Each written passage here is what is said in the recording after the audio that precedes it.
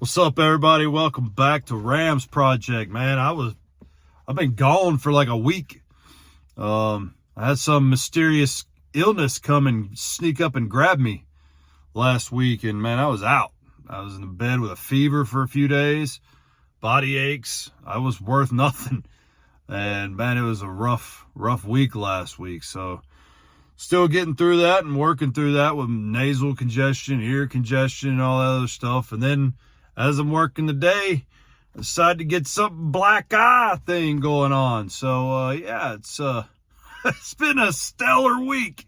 But anyways, it's all good. I wish I had that black eye from having like a pretty sweet, cool underground fight club thing going on. But no, didn't have that happen. Just some stupid, dumb luck, I guess, that I had that popped me right in the eye.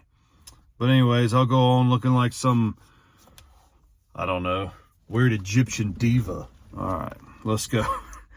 All right, today we're going to be talking about men with no kings, not understanding that they don't have a king and how their demise is going to fall because they have no king and they have nothing to stand on.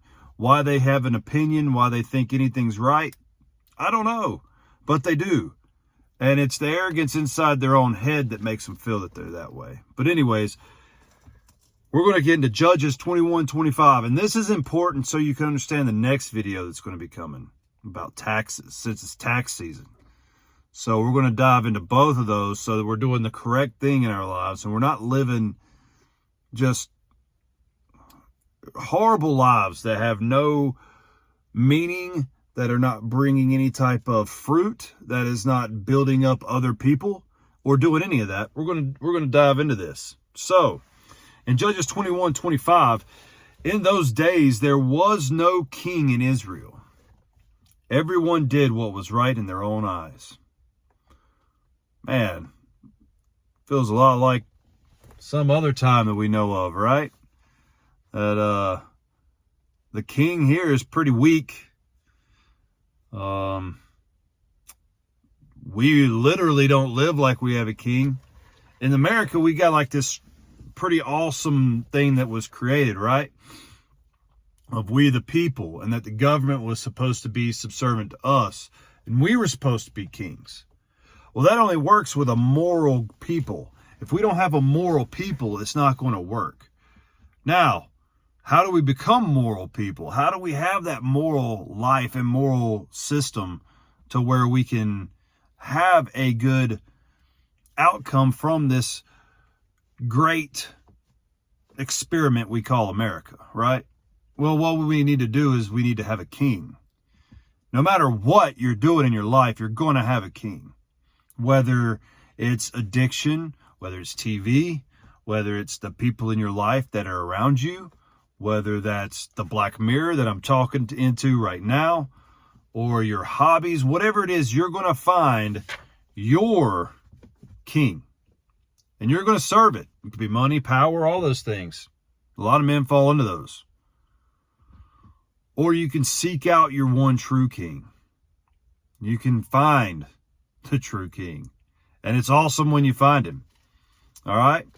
So, we're sitting here, we're looking, and we're trying to figure out how does this work, right? You look around and you see everybody's doing what they want to do, what they feel is right, what they think is doing right for them, right? That's what's happened. That's where we're at.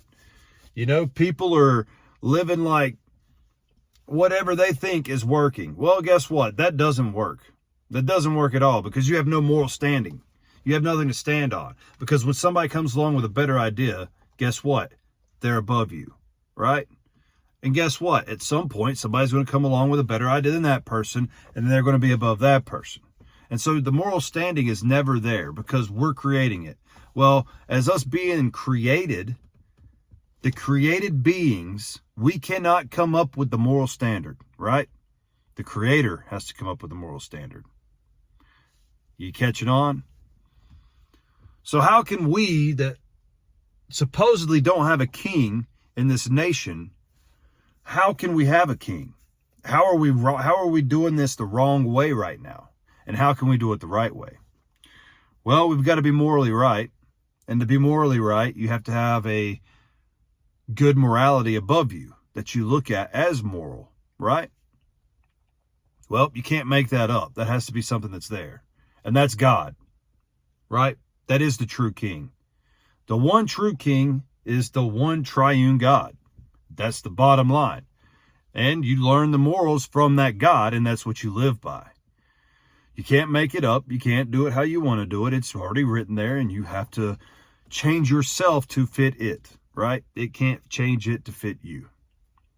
Then the next part of it is that you're going to take that life and be morally right for everybody else in the community. Well, that's where the great experiment of America is pretty awesome in that, is that, yes, the government's subservient to us. They're our servants. And we are the kings. But if we are the kings, and it says we, the people, who should we be subservient to? The people, our neighbor. That's the whole key to this, guys. The way America works and is great and has this awesome ability is that we become subservient to our neighbor to an extent. We don't just willy-nilly let them have anything they want, right? But we love our neighbor. We serve our neighbor. We care for our neighbor. That's how this whole thing works. The moment we stop, guess what? It gets corrupt. One person starts getting everything, and then you have nothing. That's how it all goes. So that's what we need to be doing. One, you got to get your king. You got to find out who Christ is. You follow him, figure out who the Father is, learn the moral compass, and have the Holy Spirit dwell in you. That's how it works. I didn't make the message. I'm just the messenger. So that's the thing we need to be doing in this life. We need to be finding that we have a king. We need to have that king, and we need to live by that king. That's the only way we become morally superior. It's the only way we become morally true, right? And by doing that, we will be subservient to our neighbor. And by being subservient to our neighbor, we all will grow and have great things. And now it sounds all utopic and everything like that, and you're always going to have the outliers that aren't going to believe and want to go along. That's fine. You know what? We were great in this nation a long time for all these people who are outliers.